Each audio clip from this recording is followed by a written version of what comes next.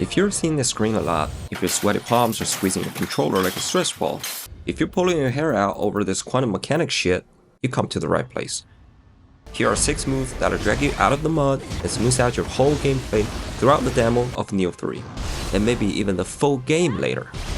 First, a quick setup. Samurai locks and ninja locks are scarce, maybe just 20 each, but since you can reset anytime you want, what you gotta do here is don't try to light up everything like it's a Christmas tree. After you spend certain skill points on must-haves, it is recommended that you max out one weapon at a time for both samurai and ninja. And if you want to change weapons, just reset again. Treat it like dates, not marriages. What are the must-haves? With samurai, of course, you need high stance and low stance. And on the right, there's a skill called deflect. A successful parry or deflect can restore a large amount of your ki and your arts gauge. Continue to the right, you will see flux and flux 2. These 2 skills work with ki pause. Basically means if you do a ki pause while changing stance, you can restore more ki than just a normal ki pause. These skills are essential for samurai. As for ninja, there's only one must-have, evade.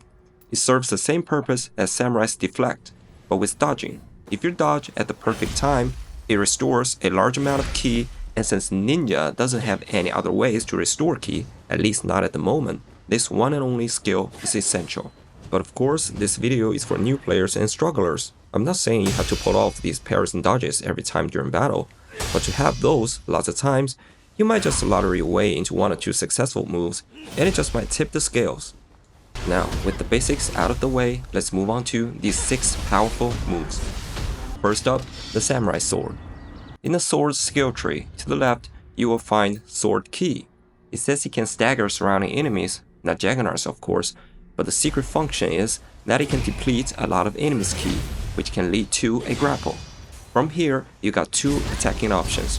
First option, to the left of sword ki, there is Sword of Celerity. This is a spinning slash that deals massive damage, but it takes longer to recover, so following up with another sword ki is trickier. Second option, on the far right of the samurai's skill tree, you have Frost Moon for all 3 stances. You can unlock either one or all of them. Frost Moon is a move where after your attack, you press ki pause while staying in the same stance, and you will do an additional attack without consuming ki. If this attack clashes with an enemy's attack, it triggers an auto parry. Frost Moon is fast, so you can keep doing this sword ki Frost Moon, sword ki Frost Moon routine. Second move, still with the samurai sword, but this time it'll take some effort. This skill is a crucible art called Severing Spin. The way you get a crucible art is by getting a weapon from the crucible, and every crucible weapon has 1 crucible art attached to it.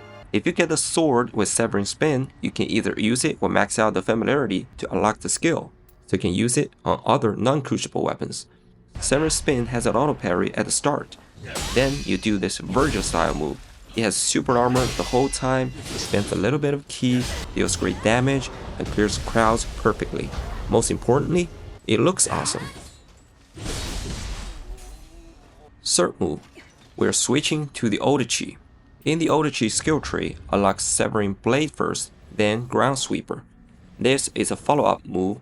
While in low stance, start with a quick attack, then follow with a strong attack, and then just keep pressing strong attack. You will do this zigzag move.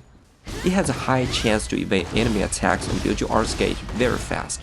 Once your arts gauge is full, use this move again. It becomes even more powerful, costs 0 ki, and gives you super armor the entire time. Fourth move, Ninja Sword's Kickslash. Just look at the description. This is a simple and fast move, comes on the house and deals a large amount of ki damage, just 1 quick attack and 2 strong attack. You will do 2 round kicks, so that's 2 large amount of ki damage, especially against enemies that staggers easily. This move is ridiculously strong and simple. Here's a demonstration.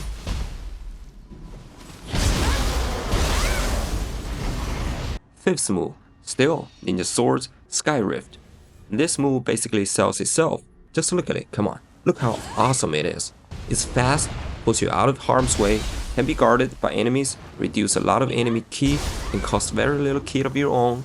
You can just keep using this one move, and some human bosses won't even know what hit it.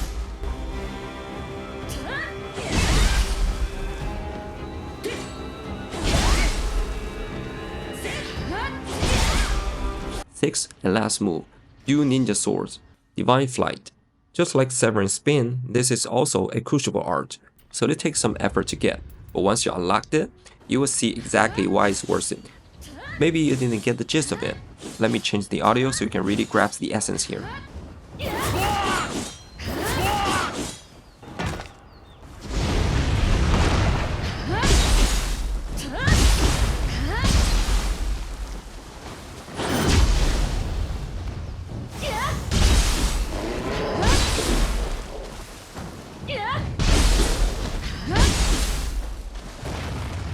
With these 6 moves, I'm not saying you can just blindfold yourself and run into a crowd whipping your things out.